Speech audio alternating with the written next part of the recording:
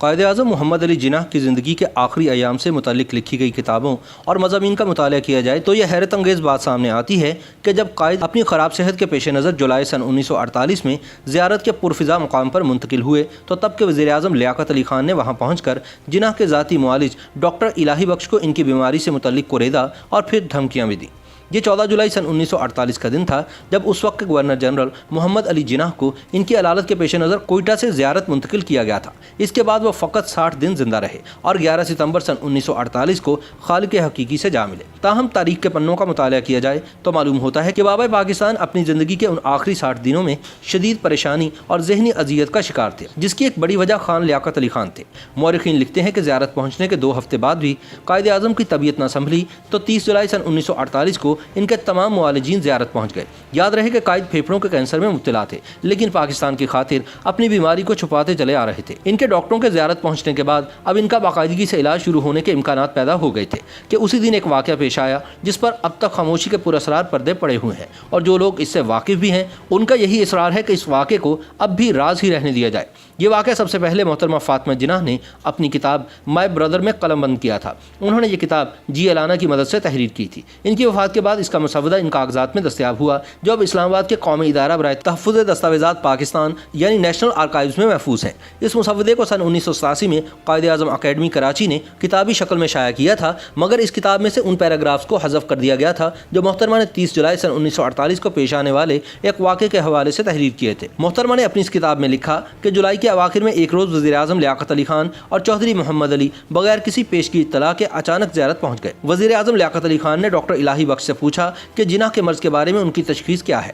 Doctor نے کہا کہ انہیں فاطمہ جناح نے زیارت بلایا ہے اور وہ اپنے مریض کے بارے میں صرف انہی کو کچھ بتا سکتے ہیں۔ وزیر اعظم نے اصرار کیا کہ وہ بطور وزیر اعظم گورنر جنرل کی صحت کے بارے میں فکر مند ہیں، لیکن تب بھی ڈاکٹر الہی بخش کا موقف یہی رہا کہ وہ اپنے مریض کی اجازت کے بغیر کسی کو کچھ بھی نہیں بتا سکتے۔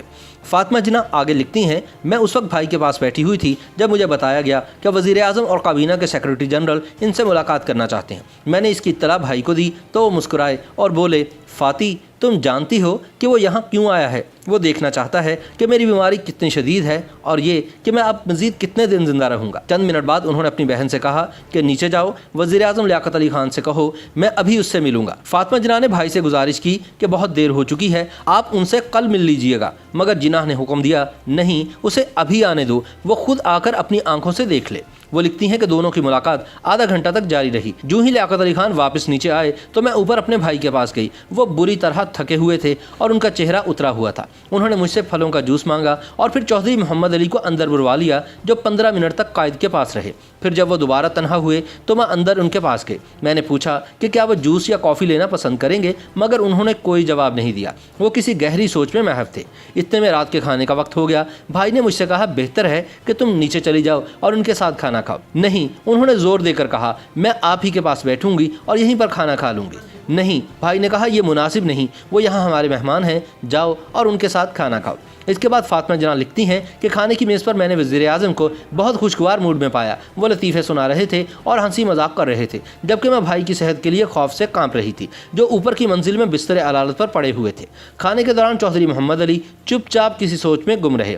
کھانا ختم ہونے سے پہلے میں اوپر چلی گئی۔ جب میں کمرے میں داخل ہوئی تو بھائی مجھے دیکھ کر مسکرائے اور بولے، فاطی تمہیں ہمت سے کام لینا چاہیے۔ میں نے اپنے آنسوؤں کو چھپانے کی بڑی کوشش کی جو میری آنکھوں میں امڑ آئے تھے۔ 17 اکتوبر سن 1979 کو پاکستان ٹائمز میں شریف الدین پیرزادہ کا ایک مضمون چھایا ہوا جس کا عنوان تھا the last days of the Quaid Azam. اس مضمون میں انہوں نے ممتاز ماہر قانون ایم اے رحمان کے ایک خط کا حوالہ دیا۔ اس خط میں ایم اے رحمان نے انہیں لکھا تھا کہ ڈاکٹر کرنل الہی بخش کے بیٹے ہمایوں خان نے بھی انہیں اس واقعے کے بارے میں بتایا تھا۔ اس روایت کے مطابق قائد اعظم پر دوا کا اثر بڑا موافق ہو رہا تھا اور وہ بتدریج صحت یاب ہو رہے تھے۔ ایک روز لیاقت علی خان قائد اعظم سے ملنے کے لیے زیارت گئے۔ وہ ان کے ساتھ تقریباً 1 گھنٹہ رہے۔